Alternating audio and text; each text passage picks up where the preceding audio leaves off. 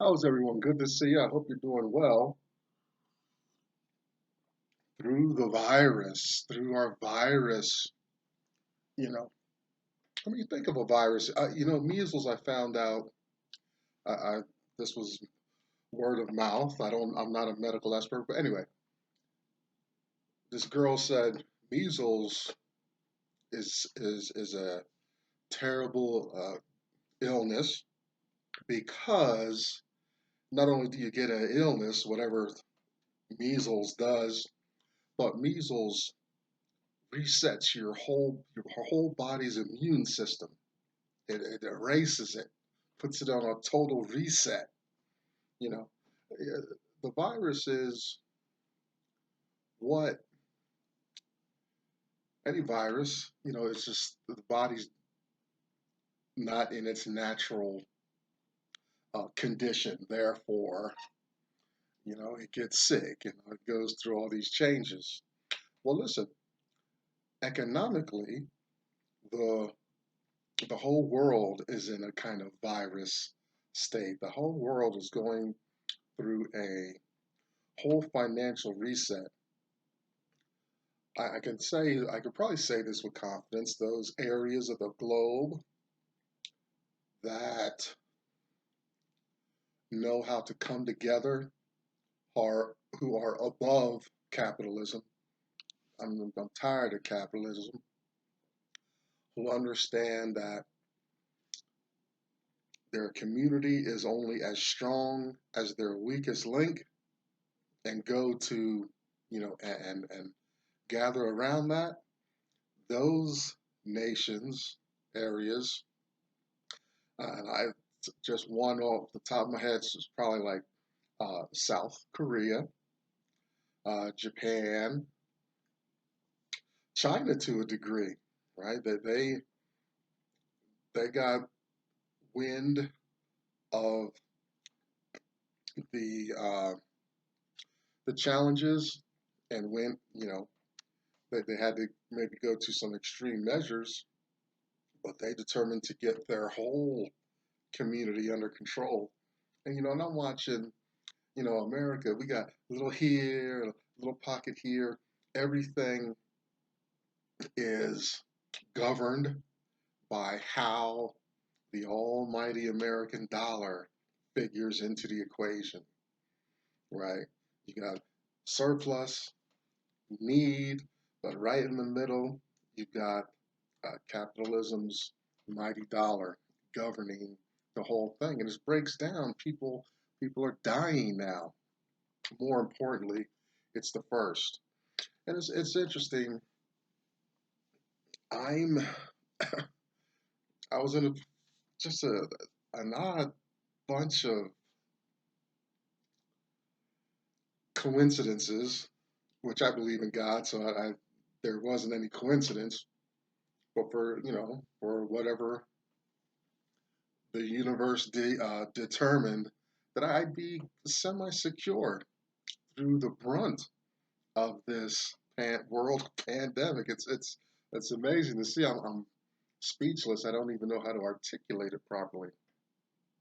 But not so for a lot of people. This is the first, and now we're going to see America's true colors, capitalism's true colors. There's going to find out who has been responsible, and which is amazing for me. You know, since I stopped smoking crack, suddenly I got a $20 bill sitting in my wallet. It's been sitting there for about a month. Can you believe that? That's crazy. If you know me, that's pretty amazing. You know, and so I want to start my. I do usually half and half. I'll do 15 minutes of some free form, and then we'll get into some of Dr. Anderson's ideas here in a moment. And by the way, this is 365 days toward racial change. I'm Tomlin's Nyback. This is day 321 going on the books. But the thing is, financially, um, I wanted to start out give it a little financial consideration, and Dr. Anderson, today's piece will go into that even more.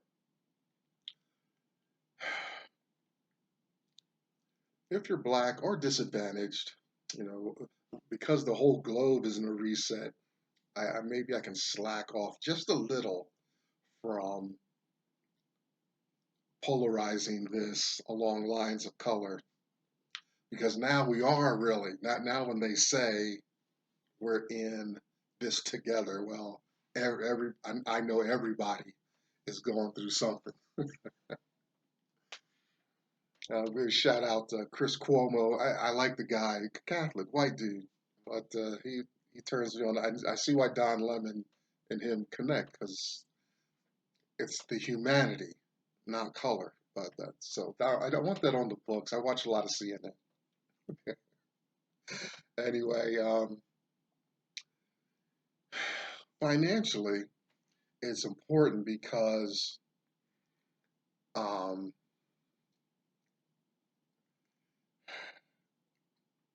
black people are disadvantaged folks. I want you to think about this. Use this, boy.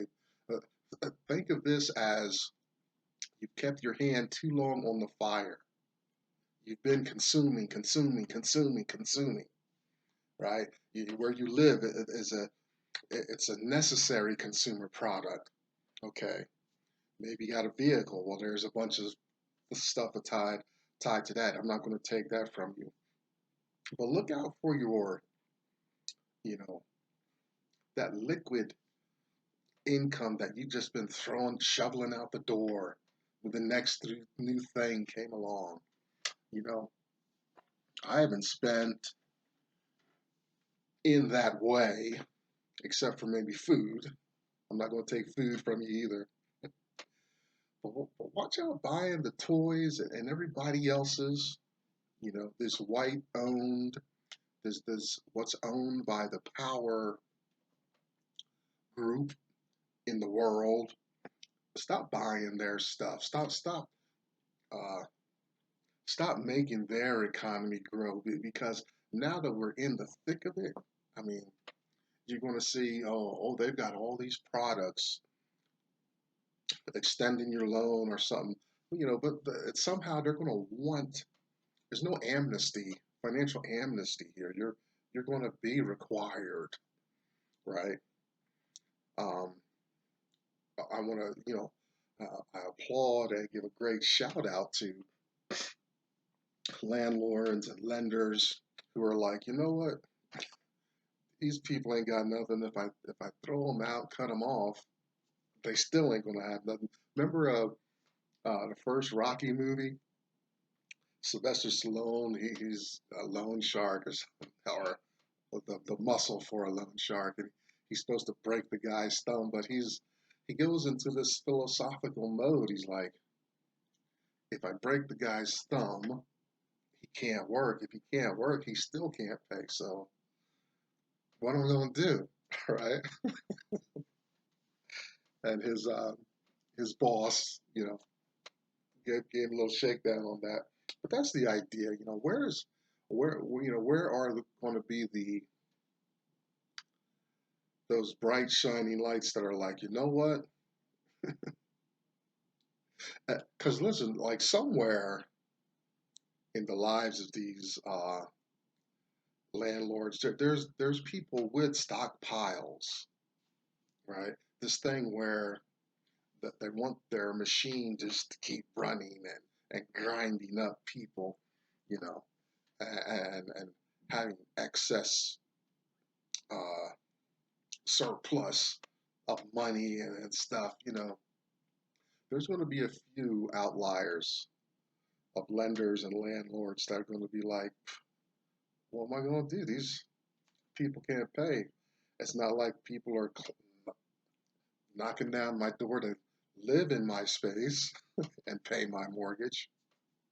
So a lot of this stuff is going to be it's going to be interesting to see what this month looks like. It's not only financially, like I said, it's April 1st, 2020. We are still not at the peak of the pandemic, right? And even after that, there's going to be little ripples as we come down. I had a major illness. I just shared this as watch this pandemic and illness and stuff. So I've had a life-threatening illness, and I had uh, as I was recovering, right, and there's a lot of the same symptoms. This was many years ago. It wasn't a contagious thing, or so somehow I got pneumococcal pneumonia, bacteria in my blood. I was messed up really bad. Hospitalized for 10 days. Anyway, some of the symptoms that they're going through, drowning in their fluid. I didn't need to be intubated or needed respirator. I was on oxygen because my blood gas was low, obviously, because my lungs were not functioning. I mean, you're talking up to um, 60, 70% of my lungs were filled with this brown liquid. Ugh, it was, oof, boy, I couldn't believe that was coming out of my body. Anyway, I don't want to go into that. You might not have breakfast or lunch yet. But anyway, so yeah, so hearing these symptoms and fevers and stuff. Anyway, as I recovered, the recovery from that was like that. The body, because the body, they can only put the body in a position where at least it's not being attacked. The body heals itself, essentially, right? So, but as I'm recovering, my temperature would go like that. It had these peaks and valleys until it stabilized and I was able to go home. Well, America's going to go through that, and we already know that. Italy and China, some of the countries that got hit hard early, we're watching. We're just watching. New York City is the epicenter, so we're watching that. So we can, as we follow in New York, and we can see the recovery from this. You know. Anyway, financially, where are you at? What are you going to do? Like maybe you escape the illness. Financial pressures may be coming down on you. Use this as a learning experience. You know, by this time next year, I hope, right? Hope we haven't been assaulted by another disease because these things are coming closer. The frequency is increasing, intensity is increasing. So if we can at least get a year away from these challenges, then this time next year you'll be in a better space. And man, I hope you learn like I gotta watch my money in a capitalist society. Listen, America's two things, and that this isn't a recant of what I just said a few moments ago, but America is two big things built on two big things. It's how the nation began: capitalism and racism, right? Capitalism, not just money and all, but it's resources, it's land, it's control, it's power, and racism because the country uh, tends to um, keep people of a certain skin color at a certain level. There's a lot of governance, there's a lot of control, there's a lot of resistance to the growth of an individual group in the nation because of their skin color. I was just listening to, like I said, I watch a lot of CNN, and it's, I guess, a superintendent, and she was talking about a superintendent of a school. She said 100% of her children qualify uh, for the lunch programs and breakfast programs and stuff like that. 100%, right? Probably all black. She was black. It's Camden, New Jersey, not a right. It's not the financial capital of the world by any means. A lot of issues and struggles going on in that town, right? 100%. All the children qualify for food. Wow. That's just not right. This inequality and unfairness. Let's get into some Dr. Anderson here and see where we go. But learn from this. Feel, get angry, but get some emotion into why you are at such a disadvantage when crisis hits. Own your part about spending, not saving, and all this stuff, and understand the system. Watch how the system resurrects itself, and watch who gets favor, and who watch now who is in a position of security and comfort right now on the 1st of April. People who are not worried. I'm worried a little bit. I'm good for a few months out. I'm not independently wealthy. So, I got to look out for myself too. But this is a time to be so vigilant and to get into a habit, a lifestyle of financial vigilance. It's going to be top of my piece today. I'm inspired, but to do this work by a man named Dr. Claude Anderson, excellent guy. I've never met him, so I'm hoping his character matches his message. I think it does. But I've read a bunch of his works. These books inform our discussion here. I get an education. I'm not an expert on this. I'm learning along with you. And one key to grasping the topic is to teach it to someone else. Each one teach one and all that. Uh, Teach a man to fish, and you feed him for a lifetime. A Black History Reader, 101 questions you never thought to ask. If you don't, I want you to get these books, but if you only get one book, get that one. That'll light a fire under you. Black Labor, White Wealth, Search for Power, and Economic Justice. Very appropriate topics for today. And Dr. Anderson's National Plan to Empower Black America, PowerNomics. You can find Dr. Anderson at PowerNomics.com. And here, he's all over here on YouTube as well. Behind me, you'll see the hashtag #US2 symbol. You'll find Black women getting their voices heard, support for one another. Go check them out.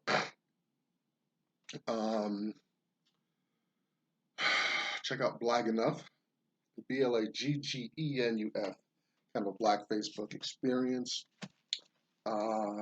Dr. Boyce Watkins at the Black Business School can maybe get you on your way if you've got the entrepreneurial itch going for you. I got a lot of things going on. I can't take advantage of his products and services right now, but check him out.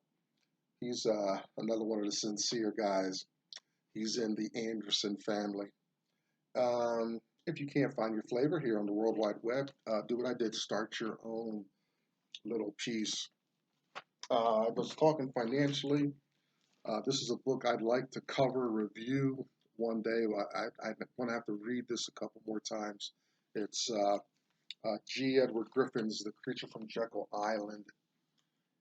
Gives you some pointers on some of the dangerous things the country is doing financially. These stimulus packages and printing off money. That's a very dangerous thing. Interest rates very low right now. These are very challenging things. It looks like, oh boy, we're having this. No, it's not that at all. It's this very dangerous what we're doing right now. Trust me. Uncle Tom's Cabin. Harry Beecherstow's phenomenal work. We get into that as well. It's a fictional account of slave life, but it's informed by real events. Listen, So today we're coming out of PowerNomics, and we're on page 125, the new orientation. Look, um, I'm just going to end or start this piece on this note. Capitalism, there are various minds that have thought about this, how capitalism will fail, communism fail, all these ways of governance and economies fail. Well, here's capitalism is showing its true colors when the needs of the nation employing it are too great, because capitalism is oriented to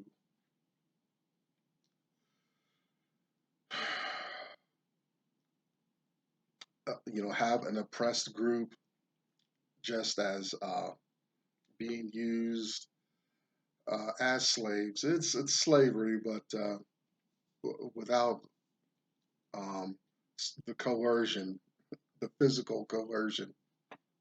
Still plenty of financial coercion in capitalism. It has all the elements of slavery, right? And the people who are on top just gather and gather and gather and engorge themselves with wealth and resources. And also, America did something.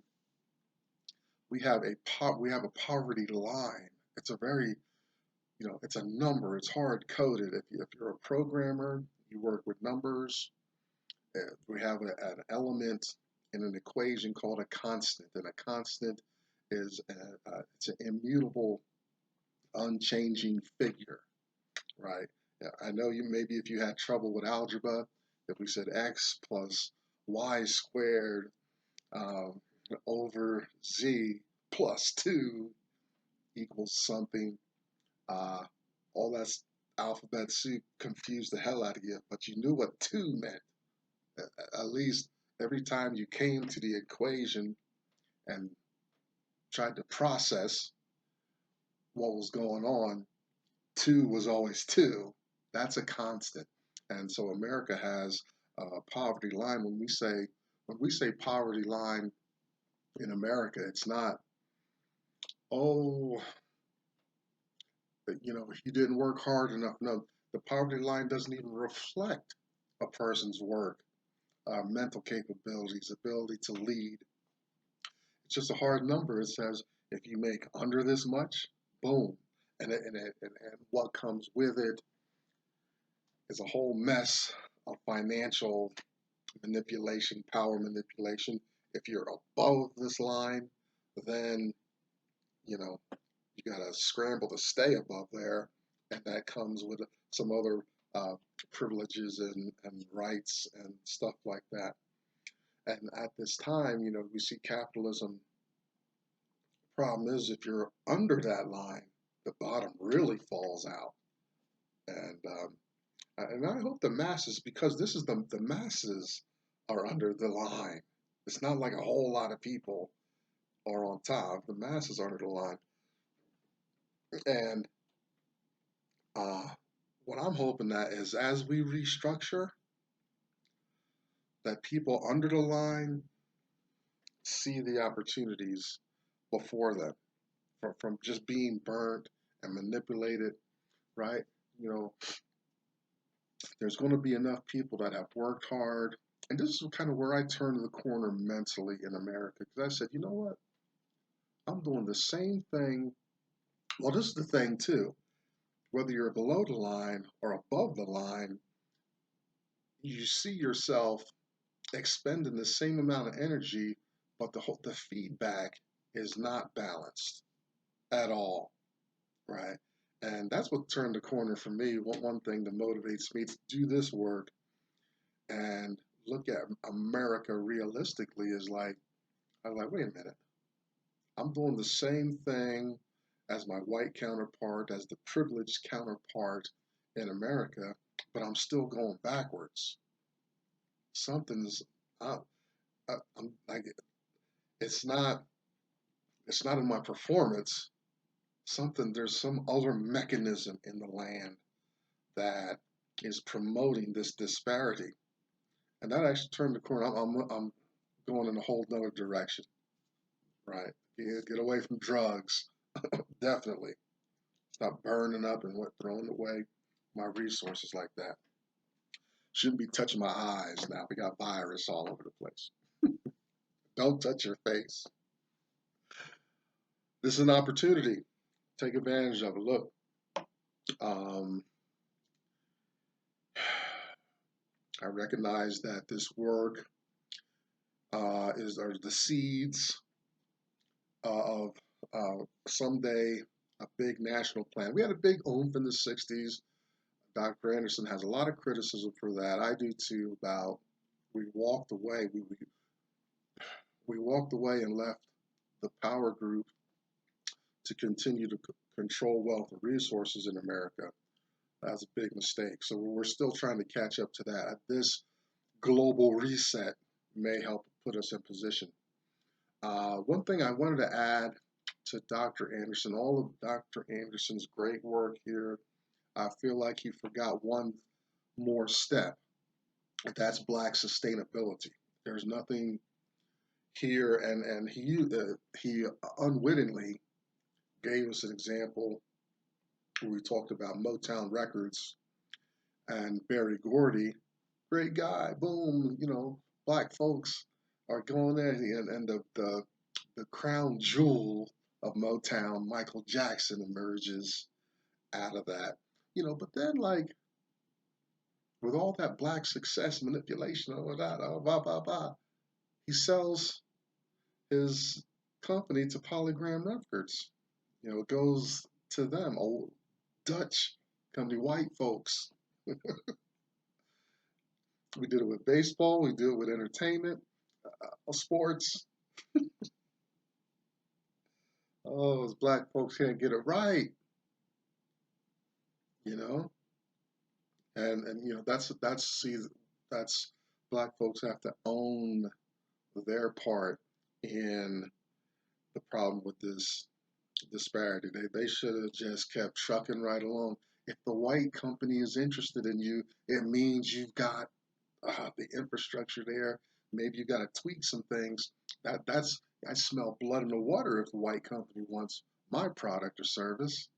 You want my product? The power group is looking at me and interested. Well, this is a time to maximize and start. With that, be armed with that information. It's a new orientation. Dr. Anderson wrote this. I think this is back 2014, maybe. He wrote this years ago, but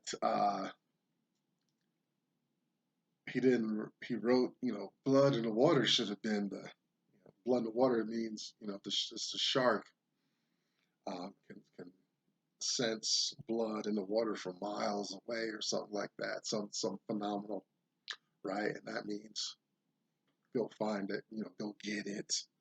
You know what I mean? It means move in when you see that. Other groups do that to us. They see us at a disadvantage. Man, okay, all across this nation, all us Black folks, and like all these financial products to exacerbate our slavery status in the nation. Fortunately, it's warm. I'm single. I can pick up, go. We're coming into warm time. Forget about it. Nah, man. You wait till I get it together. We're gonna have a good stretch. Probably we got global warming. Hey, might have a long summer. Autumn might run a little later. Hang out for a little bit. Whoa. Never forget that Black people are under a 400-year handicap. People don't like to hear that, and people dismiss that and stuff like that. But I think in this video I put a link. There's you look if you search YouTube, there are some interesting examples of these impediments that assail Black people and that white people never even encounter some things in our life, and it's called the race or something like that. Look it up. It'll show you some great interesting illustration of what black people are navigating and encumbered and all messed up.